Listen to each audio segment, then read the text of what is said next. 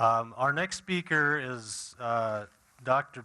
Paul Dan McDermott, and I'm going to be speaking, I think, largely to the choir. If you're not familiar with one of the great books on Northwestern history, really, The Eye of the Explorer, Views of the Northern Pacific Railroad Survey, 1853-1854. I think it was published in 2010, correct, Dan?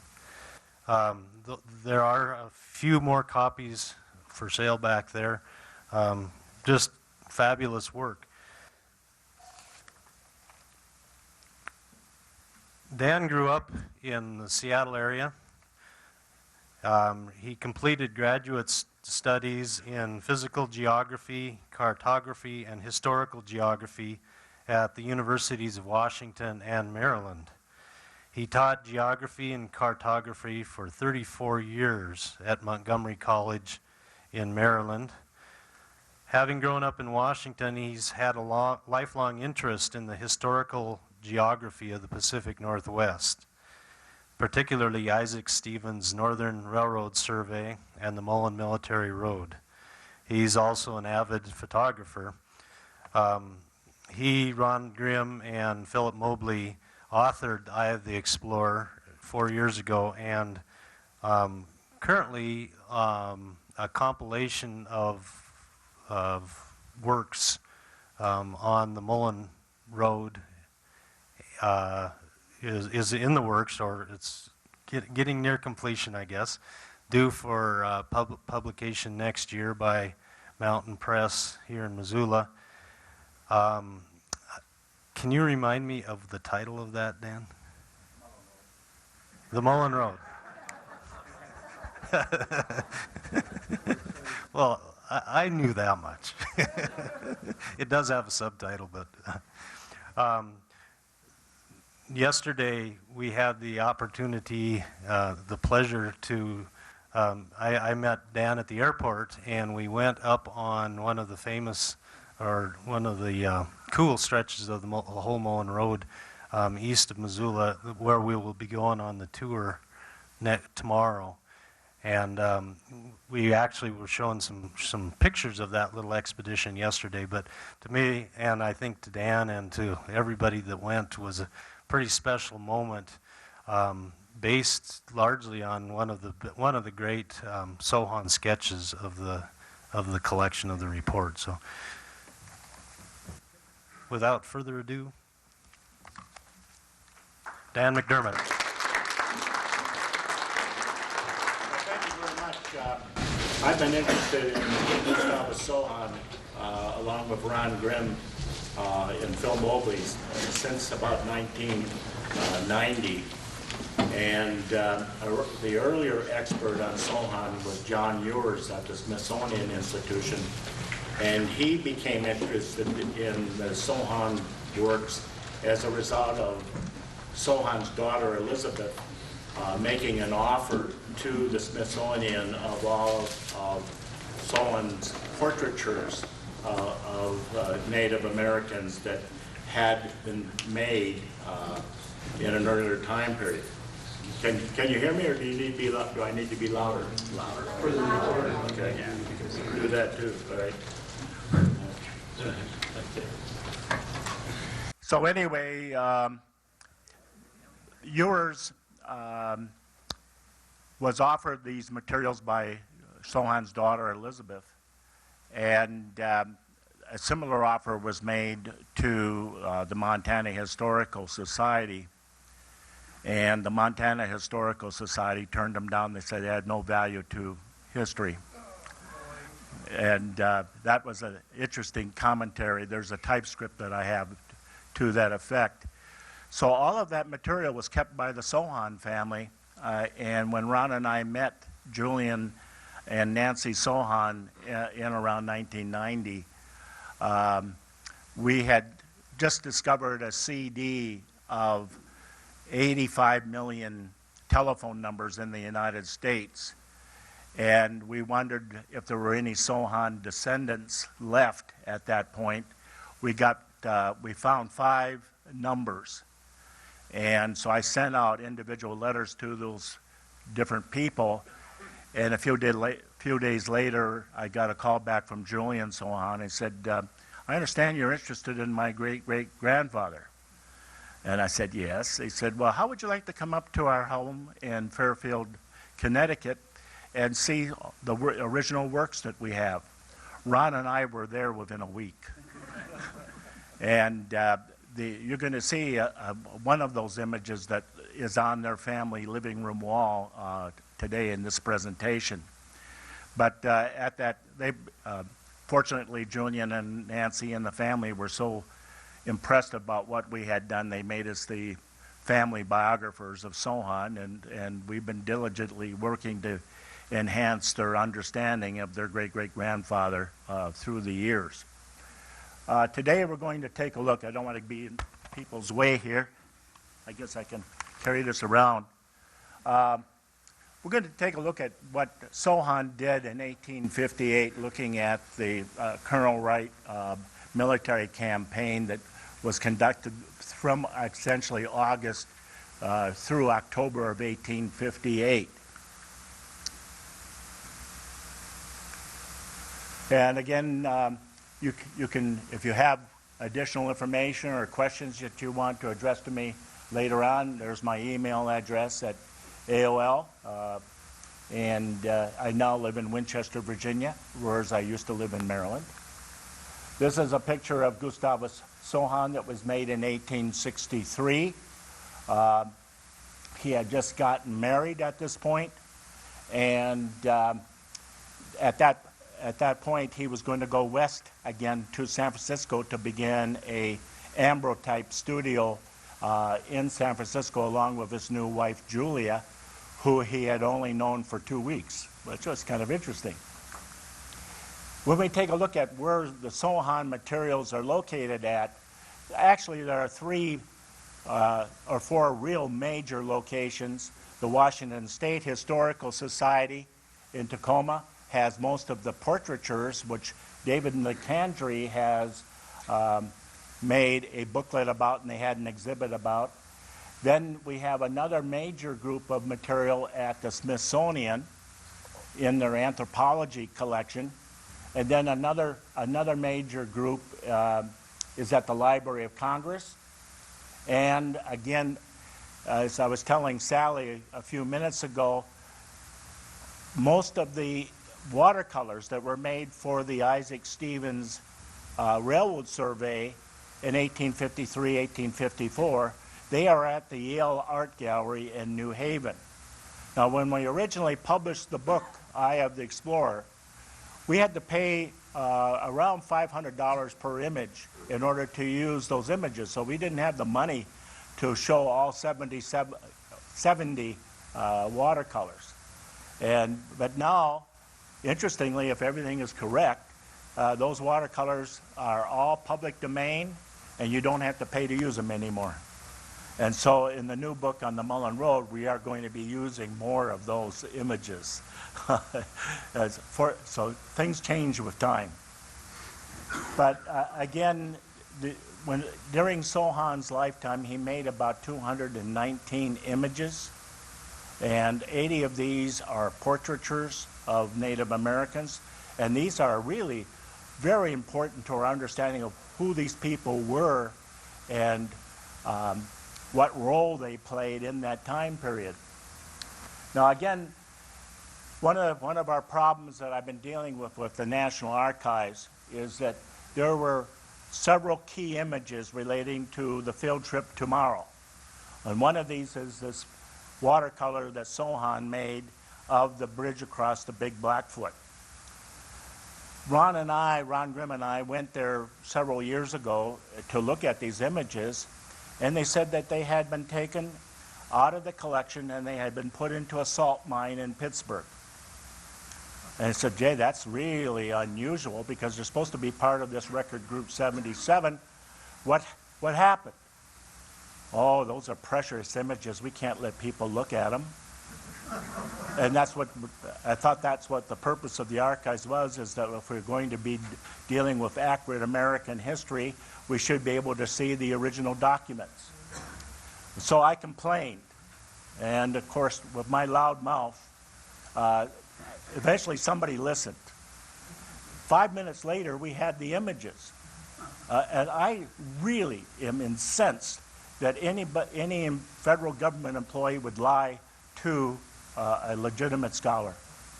It really burns me up. So then when we started working on this Mullan Road book, I asked to see, we want to make real high quality reproductions of these images along the Hellgate. Oh, I don't know about that. You can only use what we made 30 years ago is Kodacolor prints. Well, if you know anything about Kodacolor prints, the dyes fade, and they were terrible. I had taken an earlier image, and this still might be the only image we're going to be able to use in the book, because I hired a contractor. Contractor said they would not, the people at the cartographic division would not allow us to photograph the originals. So the only way we're going to be able to get real good copy again is by writing the director of the archives, the congressional representatives from Montana, and the Senate, and they have to authorize it, and even then we don't know if they're going to cooperate. Very, very difficult problem of getting good material for reproduction. But again, Sohon made this image of the big Blackfoot, and again, as Keith and others know, they really did a pretty good job of constructing this bridge across the big Blackfoot. And Sohon made drawings to show how the piers were made and how the nails were laid into the boards. And that was magnificent. And again, the colors probably are slightly wrong on this one image that we have. But the other document that we wanted as part of this is this map showing the relocation of the road between the first and second crossing of the Hellgate, which today is the Clark's Fork. And again, we were not allowed access to this particular map. And but when Ron and I initially saw this back in roughly 1980, we wondered what was the significance of this. We really didn't know enough about the construction of the road at that time, and so this didn't make any sense to us. Well, what I've learned over the 40 years that I've been doing this work is that everything that Mullan did had a purpose. And there was a reason why it was done. And when you got really interesting artistic drawings or maps, that was reflecting the fact that Mullan really was concerned about that subject matter. And the one image we're still trying to track down now for the new Mullan Road book is one which shows the end of Coeur d'Alene Lake, where the lake empties into the river. And at one time, as some of you may know, Mullan was so hateful of floodwater that he was going to blow up the end of the lake in order to lower the level of the lake down so it wouldn't hurt his road on the southern end of the lake. And we always wondered, why did he make such a detailed analysis of this particular structure? But again, as Sally just brought out a few minutes ago, they were very interested in the hot spring mound. And this is the original of this. The engraving is radically different than the original. And you can see the crop lines around the image here. This is what they actually decided to use for the image. Now, this image is attributed to Gustavus. Mullan never mentions the word Gustavus Sohon in his accounting of his trip to Fort Hall in 1854. There was no Sohon on the list. That Sohon assumedly made this image.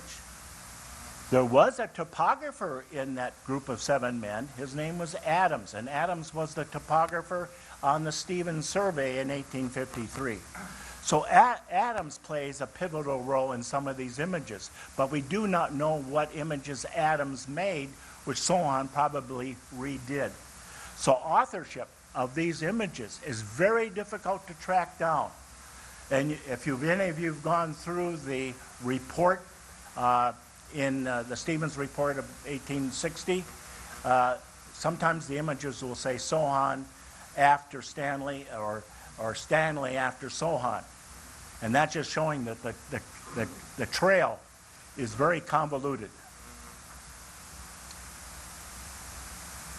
So Sohon definitely made this image, but the source material probably was Adams, unless Sohon at that time was going by an assumed name, and we don't know that. Yeah. Oh, okay. I'll do that. Okay. Okay. So again, one of our most famous early images by Sohon was of Cantonment Stevens, which we're looking at here. And again, you do see the crop marks around this. Again, the actual location of Cantonment Stevens is still a mystery. Doug Mason down in the Bitterroot Valley has been very interested in this. And over the years that he and I have been talking, Mullan describes this location of being at the mouth of Willow Creek. And if you go down to at the mouth of Willow Creek into the Bitterroot, there is no high point that Sohon could have made a perspective drawing of that place. So this had to be on the southeast side of Corvallis, where Willow Creek comes down with relatively high valley sides that he could have stood on and looked down on the encampment. And at that point, even today, you can see where the Willow Creek comes down and makes a T with a stream right there at that location. And I think that at that T is very close to the location of the encampment.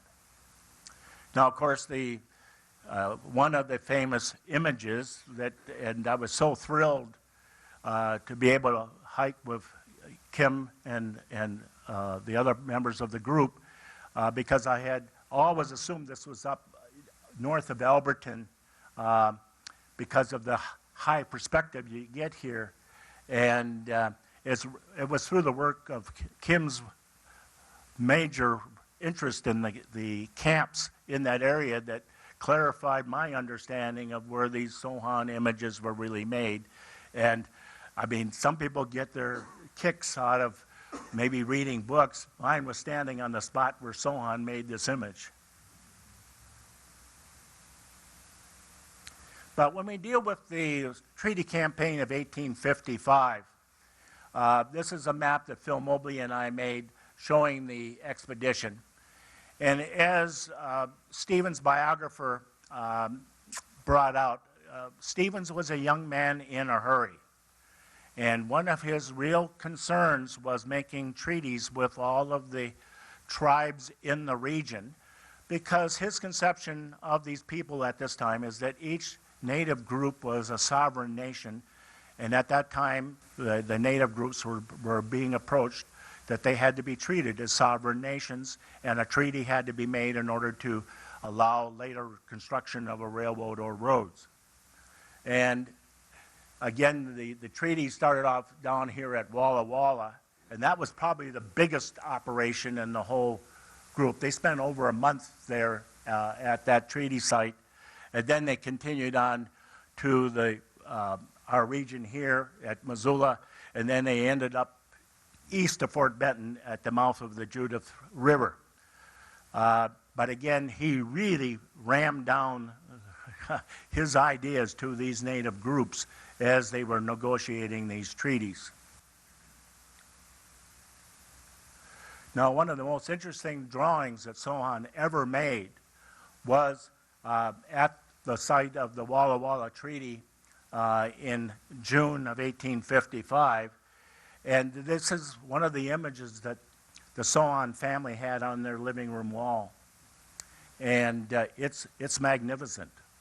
It's so different from the normal Sohon because it's very stylistic and very colorful. And at this time, this scalp dance was being held because Looking Glass had come back after the treaty had been signed, and they were celebrating that he had taken a Blackfoot scalp. But at the same time, Looking Glass was very, very agitated. He said, "My people, what have you done by signing that 1855 treaty?" But again, this is a real neat portraiture of that scalp dance at Walla Walla by Sohon. And of course, a lot of the images made by Sohon on this trip were pencil drawings, like you see here. This is the encampment at the mouth of the Judith River, which was held in October of 1855. And again, it shows you the layout of the operation. It's not flipping. Oh, there we go. Okay. As a result of the turmoil that had been created by the treaty, Sohon and Stevens go back across the Bitterroots, and this is probably showing the location of Sohon Pass as it existed back in November of 1855. Oh, there we go. So the 1858 campaign begins with the Steptoe Battle, which took place in May of that year. And one of the questions we had always asked about this is, was Sohon actually there? He actually observed the battle taking place. It's a very accurate image, and we do know that it's very accurate in terms of this depiction of where Steptoe's troops were located on this apron leading down into the Creek Valley. Pardon? Oh, okay. And we're looking south here, down towards Pyramid Butte or Steptoe Butte. What always struck me is here, who are these people here? Were these part of the natives in this group here, or were these Nez Perce observers? I don't know. And again, I think this is a reconstruction of what he learned by traveling there in October of 1858, along with Mullan and Theodore Kalecki, and they put together a recreation of that particular battle. Now again, why did this conflict develop? Well, again, there are several different reasons. The federal government still hadn't ratified the treaties that were made in 1855. Government wasn't acting any more rapid than they do now. And the people with whom they made these treaty negotiations didn't understand the delay. There certainly was a difference of cultural values between the Native Americans and the settlers, particularly over land. I think the Native Americans had a view of land as territory, which with very vague boundaries, whereas the new settlers saw land as property with very definite boundaries. Certainly there was greed involved. The prospectors looking for gold was implicated in there. And of course, I think the young people with the Native Americans, they saw war as a way of becoming identified as mature individuals, that there was value to going to war to them in terms of increasing their prestige. Now again, when we take a look at the Steptoe battlefield, this is a map that Sohon and Kalecki made, showing the layout of the troops and the equipment on that apron that you just saw earlier. But that was done, this particular map was done in October of 1858. Now, when we do get the campaign, this is the route followed by the campaign between August and October. And the expedition began in August and it ended in October. The Native Americans actually were outnumbered, probably about 200 to 300, by 200 or 300 people. And also, but they were very clever because they were carrying out a black scorched earth campaign against the troops. That was one way to beat them. Take away the food for the horses, and they did that. And they almost lost. They almost won the battle at Spokane Plains because they carried out fire and were using fire as their primary weapon. There we go. Now again, the campaign started from Fort Walla Walla, and this is a multicolor image made by Sohon, and we're looking northeast towards Walla Walla, and the actual fort is seen in the foreground. Sohon liked to use wagons as a scale in his images. One of the interesting things that took place that most of the planning was taking place in a setting, and there's always one unique individual who shows up in these. Let's see if we can do this back here. There's always one unique individual that is always standing off to the side in all the treaties, and in this one where Wright is talking to the troops. I think Sohon placed himself into that image because it's the same figure each time. Wright is shown right in this part of the image. There were 12 images that Sohon made on this expedition. And most of these images up until a few years ago were all owned by the Carter Lee family in Cleveland, Ohio. And they were on display at the York Gallery in New York City. They wanted $11,000 per image. And Ron and I were so afraid that we were going to lose those images. They were just going to get scattered. And fortunately, we were able to come up with a grant of $88,000, and that's how the Library of Congress acquired the remaining 8 images of this expedition. But that's largely because the Sohon family told us where these images were. This is probably one of your only views of Fort Taylor, what it looked like at the mouth of Toucannon Creek as it enters into the, whoops, let's try that again. This is Fort Taylor, and this is the Snake River here. And again, as we take a look at the artistry, the horses here are meant to give scale to the image. But then he took another image of the crossing, and this is the Wright group crossing the Snake River, what you see here. And we're looking at Fort Taylor over here, and this is the Toucannon River coming down through here. Taylor and these features here were named for the military officers killed at the Steptoe battle. But you can see it was quite a mammoth undertaking to move 600 troops and all the equipment across the Snake River.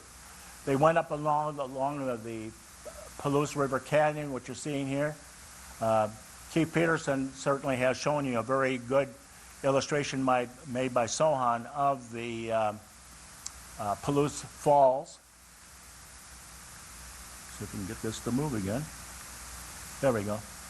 And this is a picture I took of Palouse Falls. Some of you may know that a kayak went over that a few years ago. And that's a 200-foot drop.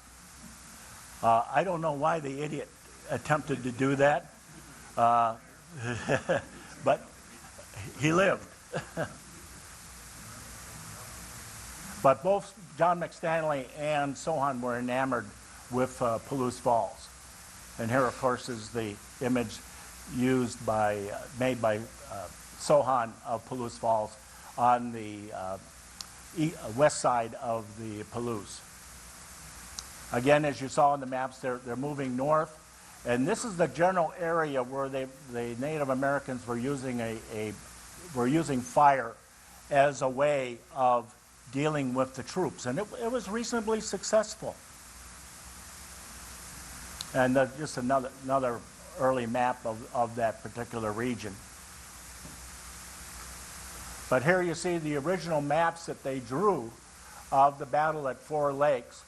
You don't see this in the printed maps, but they did hand color where the positions of the Native Americans were and the troops by using colored pencil. And here is the, I think this was the map that they made of, I don't remember if that was Four Lakes, I think that's Spokane Plains. But again, these are only at the Library of Congress.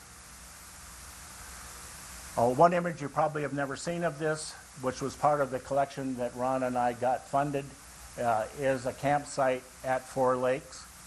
Notice the sparse vegetation, but again, all of his work was done by was using three colored paper, blue, mid-tone, and brown.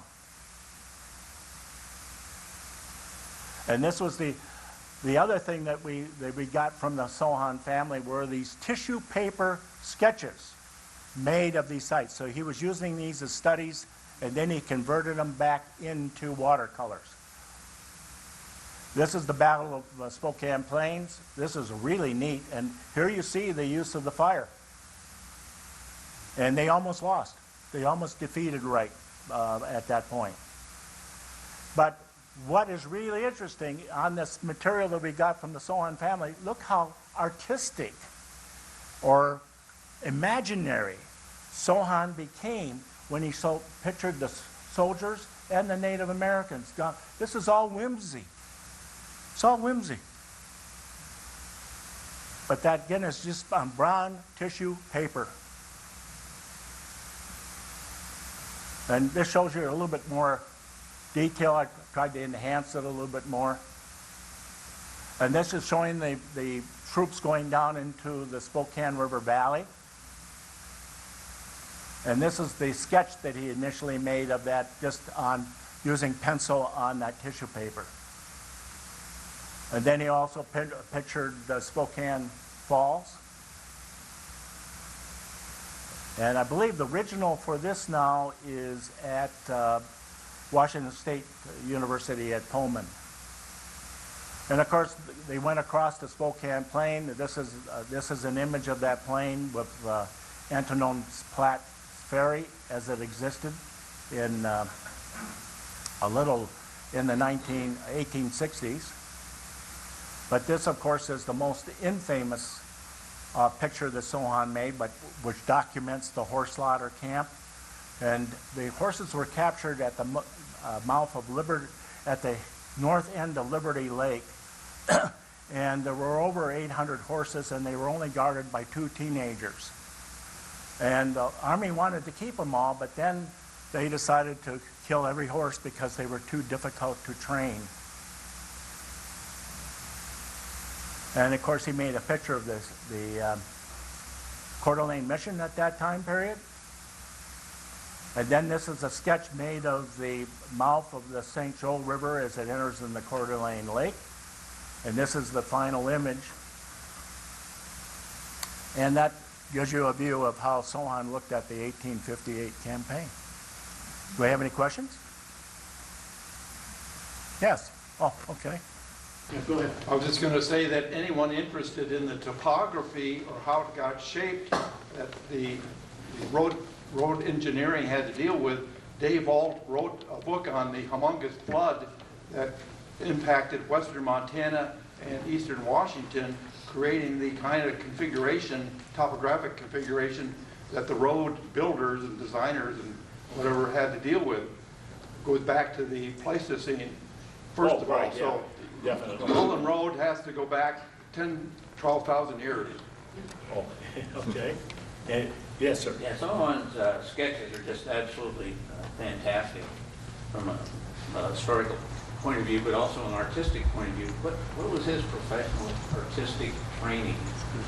He was actually identified himself as university trained, probably in Tilsit in Prussia. He identifies himself as a civil engineer, but he certainly was very adept at detailed perspective drawing. But as you saw in these few sketches here, he could also do really imaginative artwork. Yeah. In light of what you just said there, your puzzlement over that contaminant illustration. Oh, Stevens? Yeah. If you look at everything that came after that, in terms of your presentation, he creates a point of view. All of those illustrations are at some elevation. That is correct. Looking down. So Yeah. he didn't climb up to some place in order to do all. Oh, I those. think he did. Those were part of his. I think he did. You think so? Huh? Oh, yeah. I doubt it. Okay, well. No, I mean, he was a very adept engineer, and he did things precisely. Token, we can look at Moran's paintings, and we know that he imagined a lot of this stuff. Oh, I understand the concept. I actually think he did the climbing. A lot of the artists at that time period, like Alden, like you saw in there, he climbed to that lava bluff above the Spokane Plain and did that image. And I think this happened periodically. Again, until we actually have Sohon left no diaries. There's only a few things. We really do not understand what he did. We do know Mullan represented that Sohon would go off by himself and do his work. He was a very solitary individual.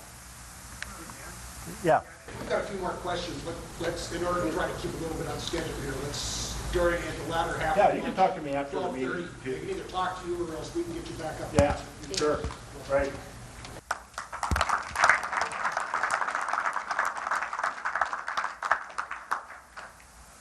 I'm going to credited Dan a little bit extra time, and I'm taking it away from Kim this afternoon because Kim had such a long introduction that Dan didn't have as much time as he's supposed to have. Okay, anyhow, our next speaker, last speaker before lunch is Bill Youngs, and he's going to talk about the road, the Mullan Road after John Mullan. Bill is a professor of history at Eastern Washington University. He has long-standing interest in the Mullan Road, overseeing the digitizing of the Mullan Report. He's a graduate at Harvard and Berkeley with a PhD and has published 5 books, including The Fair and the Falls, Spokane Expo 1974. Bill?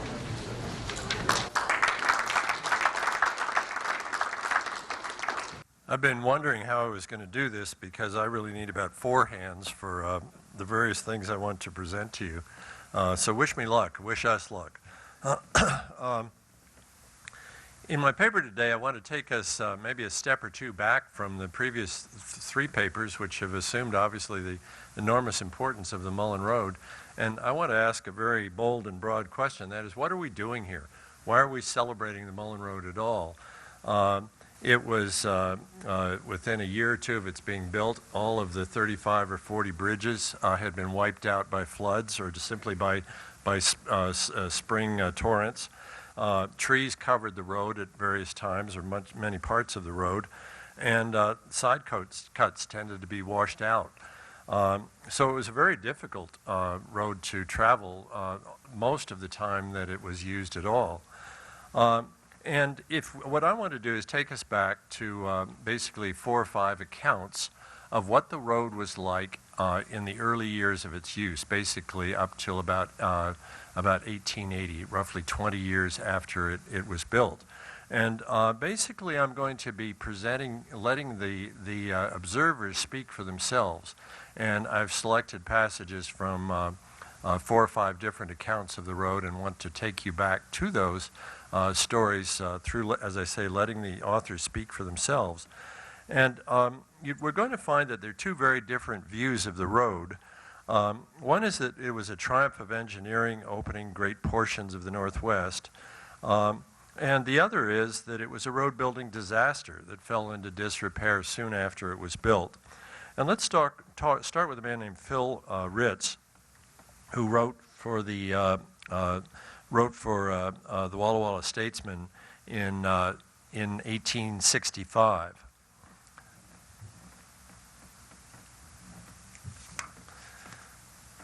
Ritz had just been on a journey from Walla Walla across the road, and he begins one of his accounts by saying that no doubt you are hearing some dreadful tales about these mountains. Some badly frightened persons discouraged one of my teamsters entirely and tried to make me believe it would be utterly impossible to get over at all.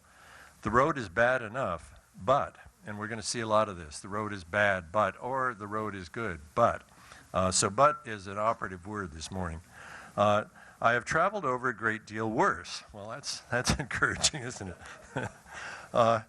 You may know the road is not so very bad when a man can travel from Frenchtown, of course just outside of Missoula, to the mission, being the Cataldo mission, a distance of 138 miles in 3 days on horseback. Not bad. This morning, as I crossed the summit, the snow is 1 1/2 inches deep, and 1 mile from the summit there is none. The air is pure, clear, and exhilarating, and the scenery most enchantingly lovely. From the summit in a clear day, a person has a most extended view of this mountain range. And part of the fun of reading these early accounts is that they tell us something arguably we already know, but we're proud to hear it said and again, that this country is just spectacularly beautiful, through which the road goes and which surrounds many of the regions where many of us live. Ritz had a second article in the Walla Walla Statesman in which he said, "The route by the Mullan Road is certainly one of the most beautiful, healthful, and pleasant mountain roads on the coast to travel over at this season of the year. It is supplied with abundance of the finest grass, timber shade, and purest waters. The finest mountain trout weighing 1 to 6 pounds and salmon trout from 8 to 20 pounds can be caught in the streams, where the plains and timber abound with grouse, chickens, pheasants, deer, moose, elk, ibex, antelope, sheep, goats, bears, panthers, and cougars, and the most sublime mountain scenery, altogether presenting one of the most delightful routes for travel on the coast. The valleys of the Bitterroot and Hellgate are much larger than I expected to find up there in the Rocky Mountains, and are rapidly setting up with good, industrious, enterprising families. This season they have raised in those valleys about 30,000 bushels of wheat and 15,000 bushels of oats and barley, besides great quantities of vegetables.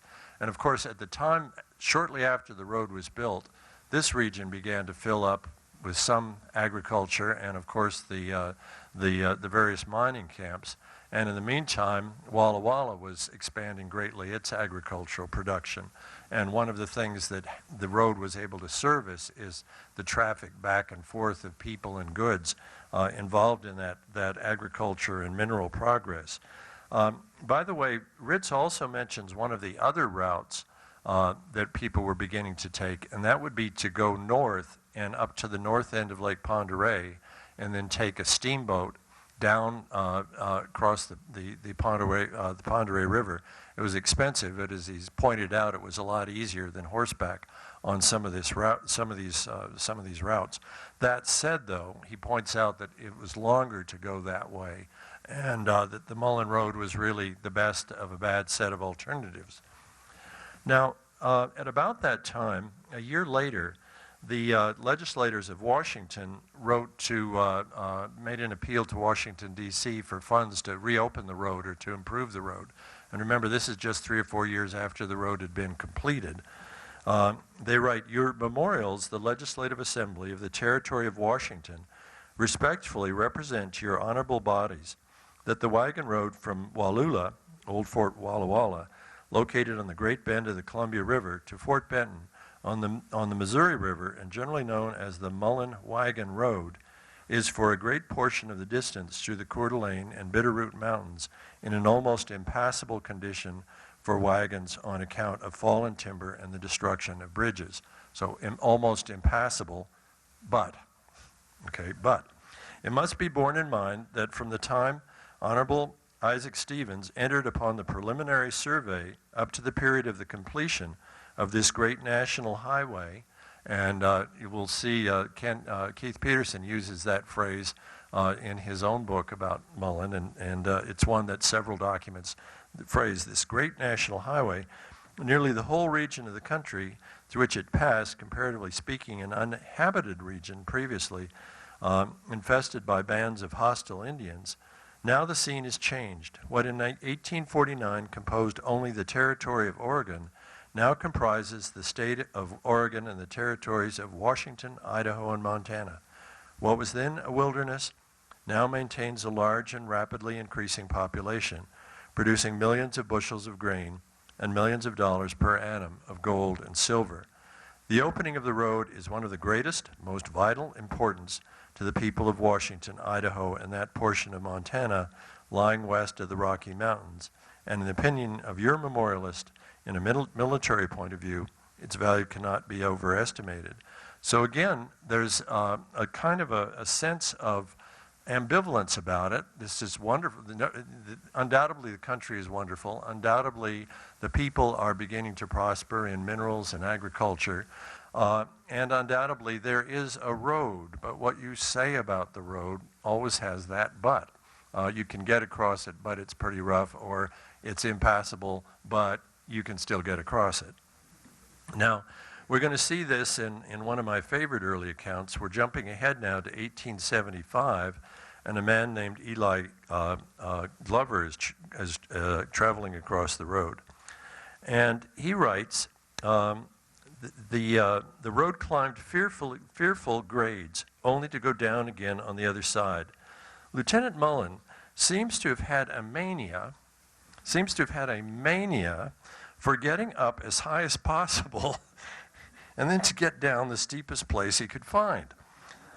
We suppose his object was to make the road as direct as possible, but we think distance could have been saved by following the sides of the hills around by a uniform grade in place of going up and down so much. The Indians have better trails in some places that we followed instead of the road. And there's not really a but in Glover's account. I'm afraid it's sort of unremittingly harsh, but that said, it does have its humorous moments. He talks about sitting around a fire one night and just comparing, on the route, comparing different stories about the experiences on the road. And one person gives the account of a German teamster said he undertook to drive up one of Mullan's steep grades, and that the horses missed their footing and fell back plumb into the wagon. I love that image of the horses actually going upside down and upside down in the wagon with their legs presumably straight up. Now, Glover does have some doubts about this. He says, we didn't believe it, but still, having seen the road, it looks possible.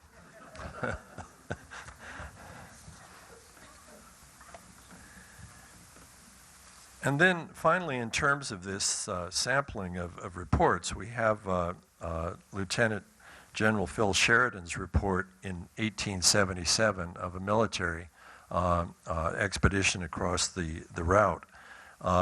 And his report, too, has its moments and has this same kind of ambivalence.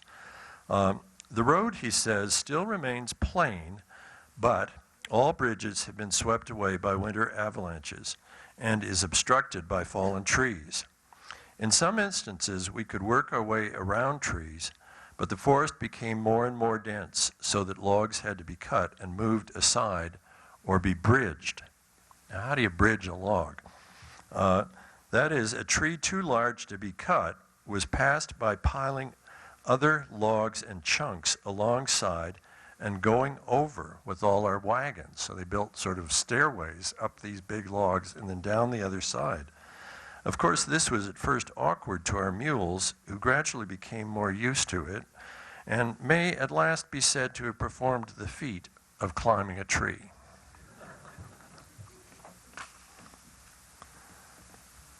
And then the report goes on to say, although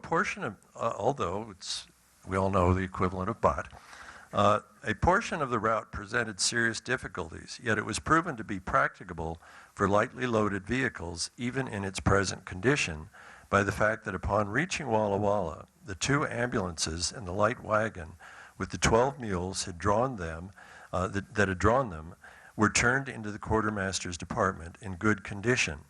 The fine condition of the animals was in no small degree due to the foresight of Captain Mullan, who had caused grass seed to be sown along that portion of the route between the ferry and the Coeur d'Alene Lake. And I was delighted to find that in preparing this talk, because we do know that he did this kind of planting, but to see somebody, about 15 years later saying the grass was still there shows one of the many things that Mullan did right. And so that the pasturage would not have been there otherwise. And then finally, from the Sheridan report, this road, they say, should be reopened to travel. And again, it's this sort of ambiguous language. It is open, people are getting over it, but they constantly say it should be reopened, which of course means it should be improved. I have crossed it with wagons, which is proof that it is possible. And possible is in italics. It is possible. And I am convinced that next summer, by the labor of 2 detachments of infantry, one working west from Missoula and the other east from Coeur d'Alene, the road could be made good enough for present wants, one of which is to me conclusive. Such a road will enable us to reinforce Montana from this quarter, that is from Walla Walla, or to reinforce this department from Montana should a necessity arise. Had the Mullan Road been open, Howard could have reached Missoula before the Nez Perce and would not have been forced to follow them across mountains from Lapwai to the Mussel Shell. Interesting kind of conjecture. And this remembers 1877, and when was the Nez Perce War? That very same year. Would have been a few months before that would have taken place. Well, what I hope to have shown by these sample comments, and unfortunately there aren't as many as one would wish. One would wish that there were hundreds of letters and journals about going over the Mullan Road in the first 20 or 30 years. They are comparatively rare. There are more than the 4 that I've cited here. But there are enough that, and there's enough of a pattern that I think we can see that this is a road that you look at it one way and it's a wonderful success, another way it just didn't do anything. I want to come down strongly, though, on the side of its having done something.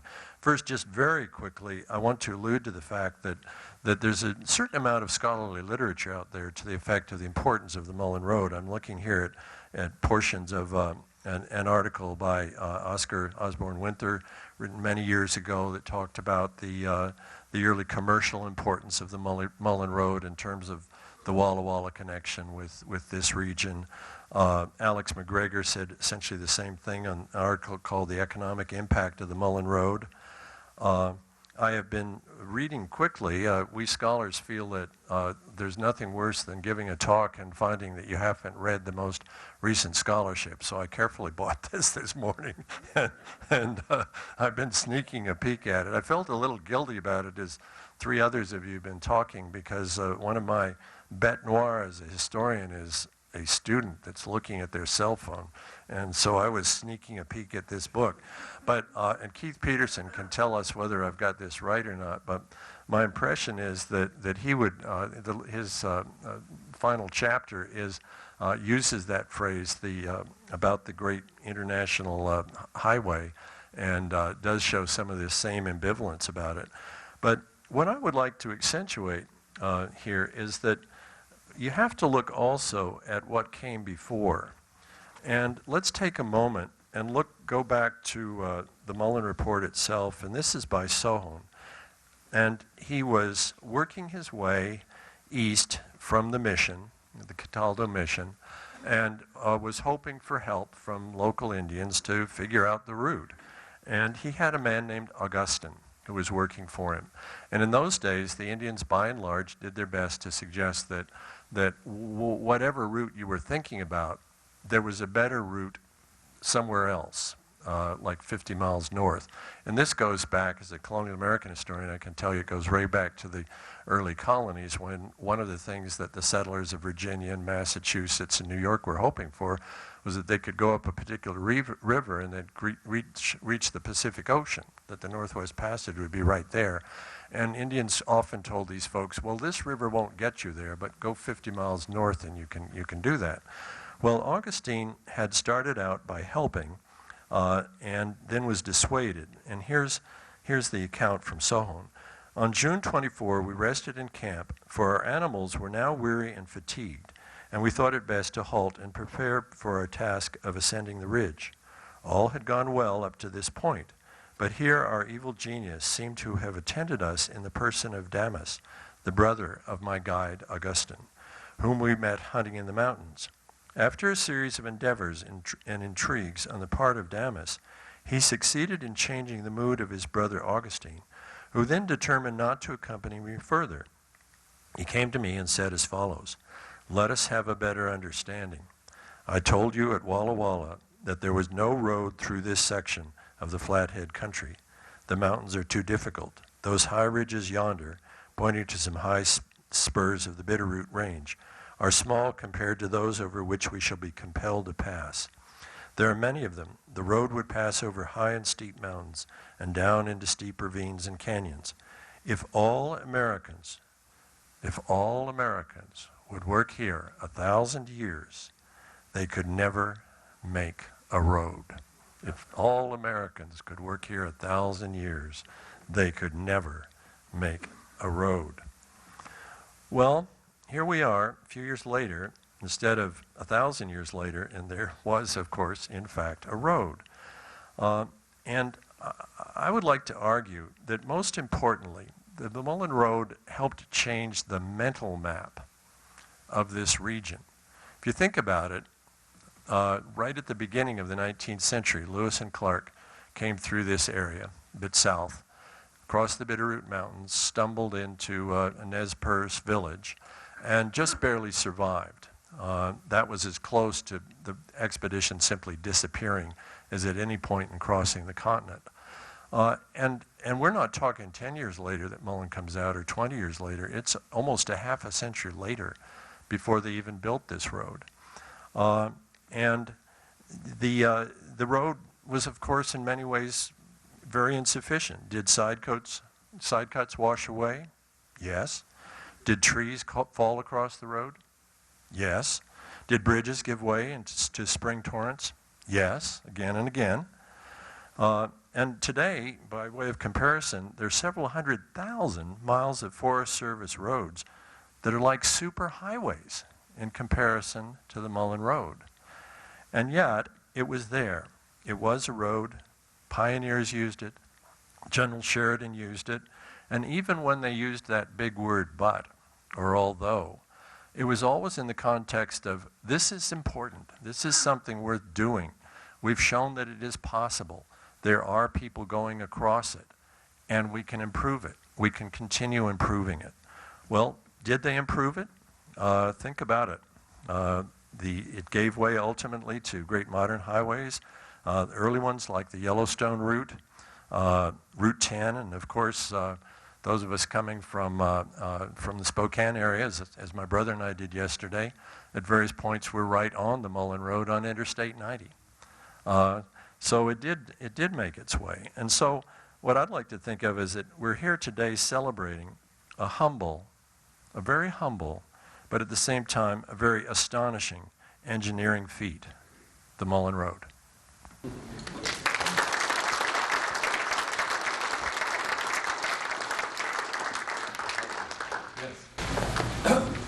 In your view, what would be the estimated length of time of use of the original Mullan Road before significant changes? Well, one interesting thing about the Mullan Road, I guess I better keep this here. One interesting thing about the Mullan Road is it's really many different roads, isn't it? I mean, it's used for different purposes at different times.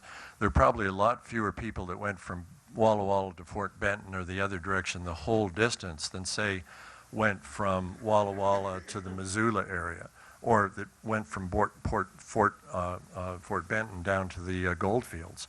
And I think even more than that, there were local portions of the road that existed for different amounts of time.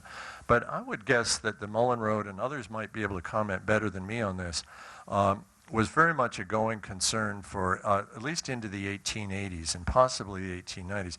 It's constantly your reference point at this point. You know, it's always, it could be better, but it is the Mullan Road that could be better. I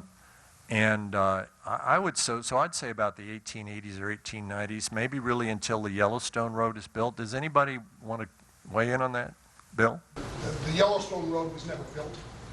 It was a conglomeration of existing traveled ways that we designated the Yellowstone Trail. Yellowstone Road. Though those existing ways that were ultimately paved, they were paved fairly. I wonder when the first pavement was. First paving was probably, what, did Montana, where Alice, what, maybe the 1913 era when we started having the DOTs? In this area and in Washington, you're talking about 1915. 1915 was the first paved, actual pavements. Well, it depends on how you want to define paved. We're talking gravel. What is amazing from an engineering point of view is what they did with such small amount of resources, and just how much easier it is now with modern technology and earth-moving equipment and so on. It just boggles my mind that there are literally several 100,000 miles of these gravel Forest Service roads that the travelers on the Mullan Road would have just been delighted to see. Yeah. I just wanted to add on, as we drove over I-90 yesterday, that there were parts of it that could be improved. and that further, they were improving parts of it. That's true. They're constantly rebuilding it. So there's 2 seasons Yeah. where road work. Yeah. This is true. Yes. Yeah, I thought that where the trail was so steep, where the road was so steep, that the mules could have fallen back into the wagon. I can show you some places that it did kind of steep, going up over Sohon Pass. Only thing is, I don't know how they would put brakes on the wagon, if we were allowed the horses to do that. That's true. They started to fall back. The wagon. The road up over Sohon Pass on one kind of side, like a straight up. Because the switch back there after hill. Right. And it's just to pass to the south and look up after how it goes. Yeah. It's almost, I'm sure there must have been a lot of tall tales around the campfires at that time. Now, something like when you hear in the Sheridan report that they had to build kind of bridges over the logs, that's probably true. The horse falling back, you know, maybe we should have a vote on it later on as to whether that could happen. My name is Jim Sear, and I was raised right across from the big side cut on the Mullan Road across the river. And my granddad related the story that when they would travel this side cut in wagons, that if they had a rider or somebody go ahead and warn if anybody else was coming the other way, they would do that. But occasionally they didn't have that luxury, so they would be 2 wagons meeting in the area of the side cut. And this was a pretty long area, but have no way to pass. They would unload one wagon, take it apart, and put it up on the hill, let the wagon pass, and then bring it back down and put it back together. Oh my gosh. That's a wonderful anecdote. And that said, by the way, many of you probably know where the big side cut is, but is it around milepost 62? Is that about right?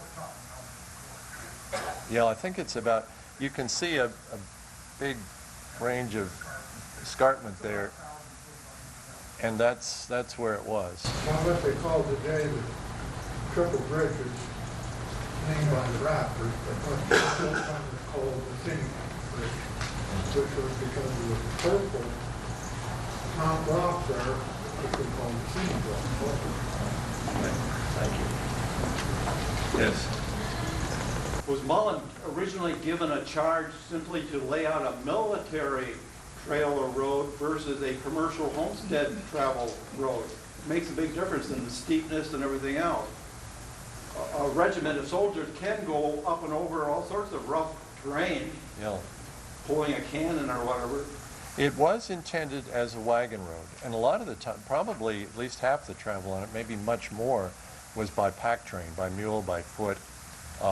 You may have noticed in Dan McDermott's picture, there's one of something, one of Sohon's drawings shows mules going up a trail that looks like the Grand Canyon, and how there would, whether there ever could have been a wagon track at that point, I don't know. But as to whether it's for military or civilian purposes, there's only one real military expedition, and even that was an experiment that went over it in, was it 62 or 61? I'm talking about Was the it charge 60? that he was given up at step one, day one. Military versus the discovery later that it could be used commercially Yeah. and homesteaders. And then the two concepts would conflict. But it was a military wagon road, that means. The good way to look at this is, what does MR stand for? Originally, it was military road, and it's interesting seeing these references to the Mullan Road. They'll put it in quotation marks in 62, 63. It's just beginning to be called the Mullan Road, and how convenient that on the marks on trees and so on said MR. So you could, if Mullan had been named Smith, you know, maybe it'd still be known as the military road. Yeah.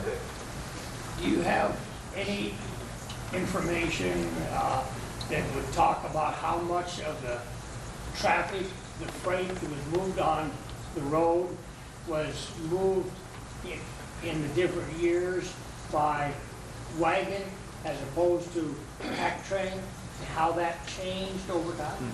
You know, I only know it more anecdotally and just seeing here and there reports that are kind of saying, in fact, one of the reports that I didn't get to read talks about people making fun of certain type of people trying to take a wagon over it, because they're all, I mean, the convention is that you don't try to take a wagon across it.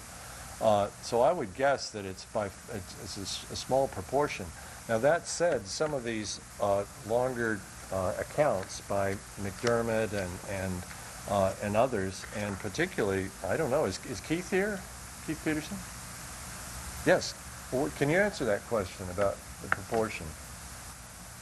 Well, both those questions are really interesting questions. I want to get to this one real fast. There was a great controversy about the reach of the federal government. I mean, does this sound familiar? About whether the federal government could actually go out into an area and build a commercial road. The local residents, of course, wanted to have a commercial road, but what the government was able to build was a military road. But everyone knew that as soon as the military road was done, it was going to be used for commercial purposes. So Mullan's task was to create a road 25 feet wide, suitable for wagons.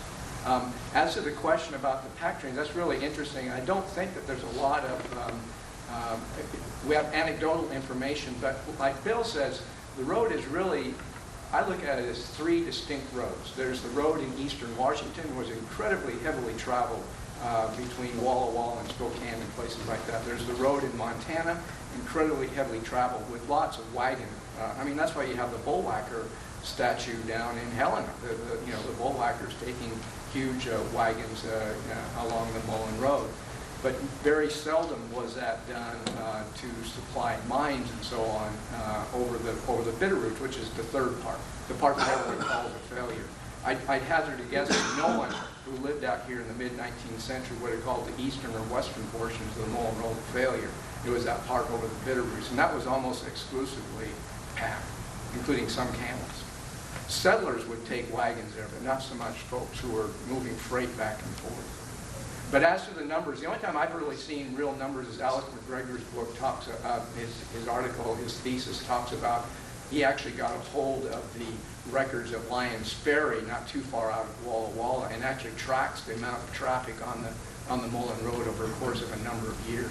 But that sort of information isn't available, as near as I know, for other parts. And that said, that it'd be easy enough to take a wagon, say, to Spokane or that area, but going over the Bitterroots was another question. Quickly on that military road issue, the early government basically stayed out of road building entirely, and it was very controversial even to build a simple toll road. It became a little bit more common later on, but as late as the 1960s, there was an effort to improve the highway system in the United States, and a fellow named Eisenhower decided it would be good to establish what went down as military roads. That's how they were described.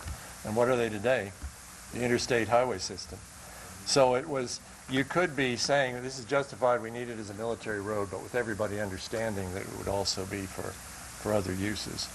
And luckily in those days, a road that would sustain a howitzer carriage or whatever would also sustain a wagon with immigrants. Today, getting a tank is going to be different than an automobile. I'm getting this sign.